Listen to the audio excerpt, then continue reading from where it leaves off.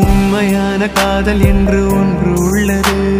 காலம் கடந்து போன பின்பு மண்ணில் வாழ்வது.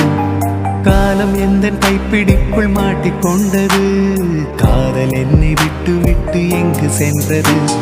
கடவுள் வந்து பூமி மீது வாழும் போதிலும் காதல் தோல்வியாகும் போது சாக தோன்றிடும். காதலின்றி பூமி மீது வாழ நேர்ந்திடும். கொஞ்ச நேரம் கூட நரகம் போல மாறிடும்.